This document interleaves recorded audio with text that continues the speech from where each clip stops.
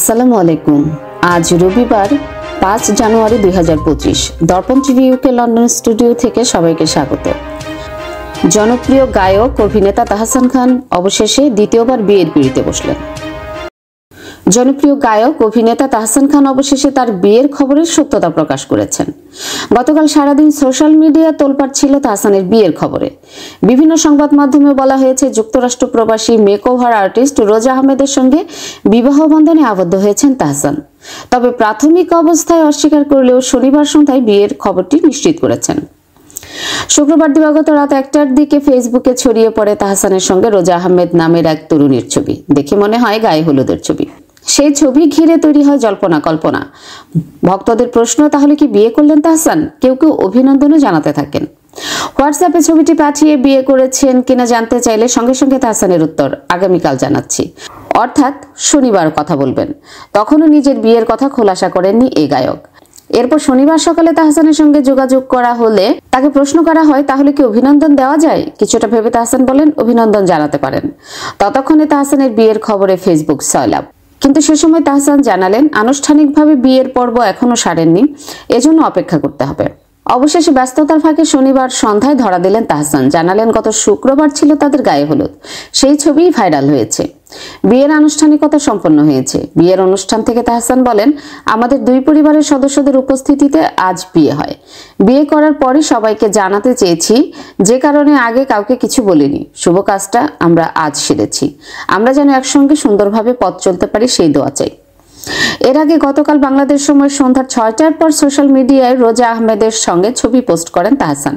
মুহূর্তেই সেই ছবি ভাইরাল হয়ে যায়। ভক্তরা তাদের শুভকামনা জানিয়ে মন্তব্যও করেন। রোজার সঙ্গে কিভাবে পরিচয় তা জানতে চাইলে তাহসান বলেন, বেশ আগে আমাদের পরিচয়, সেখান থেকেই কথা হতো। পরে গত বছর বিয়ের সিদ্ধান্ত নিই। রোজা আহমেদ বরিশালের মেয়ে, 3 বছরের বেশি সময় ধরে নিউ ইয়র্কে ব্রাইডাল মেকআপ নিয়ে কাজ করছেন। নিউ ইয়র্কে রোজাস ব্রাইডাল মেকওভার নামে নিজের প্রতিষ্ঠানও আছে। নিউ ইয়র্কে ব্রাইডাল মেকআপ নিয়ে তিনি থাকতে চান। বিশ্বাস, বন্ধুত্ব আর সম্মানী দাম্পত্যের শেষ কথা। বিয়ে করে জানালেন জনপ্রিয় গায়ক অভিনেতা তাহসান খানের নতুন বউ। তবে কি তাহসানের প্রাক্তন স্ত্রী রাফিয়াদ রশিদ মিথিলাকে খোঁচা দিলেন রোজা আহমেদ? দেশ জুড়ে এখন আলোচনার কেন্দ্রে তাহসান খানের দ্বিতীয় বিয়ে আর নতুন বউ। রোজার ছন্দের মুগ্ধতায় জীবনের সুর সাজাচ্ছেন তাহসান খান। বরের জন্য রোজা লিখলেন, আমি এমন পুরুষ খুঁজে পেয়েছি যে অমায়িক। সে শুধু চেয়েছে বিশ্বাস, সম্মান আর আজীবনের বন্ধুত্ব। আমি কথা দিয়েছি এ সব কিছুতে ওকে ভরিয়ে দেব এবং অবশ্য সে আমার জীবনের শান্তির ঠিকানা। সবকিছুর জন্য আলহামদুলিল্লাহ। বিশ্ববিদ্যালয়ে পড়ার সময় থেকে মিথিলার সঙ্গে প্রেম তাহসানের। 2006 সালের 7 আগস্ট ভালোবেসে মিথিলাকে বিয়ে করেছিলেন এই শিল্পী। কিন্তু 11 বছর পর ঘর ভাঙে দুজনের। 2017 সালে ডিভোর্স হয় তাদের। সেই সময় মিথিলার পরকীয়ার গুঞ্জন রটেছিল। রোজা এই পোস্টে তাই অন্যরকম গন্ধ পাচ্ছে নিন্দুকেরা। তাহসানের দ্বিতীয় বিয়ের খবর নিয়ে যখন এত আলোচনা, তখন সোশ্যাল মিডিয়ায় মেয়ে আয়রার সঙ্গে একটি মিষ্টি সেলফি শেয়ার করেন মিথিলা। সাদা জামদানিতে সৃজিত খরণী, লাল নীল পোশাকে মিরর সেলফিতে মগ্ন 11 বছরের তাহসান কন্যা। ইতিমধ্যে মায়ের মাথা ছুঁয়েছে সে।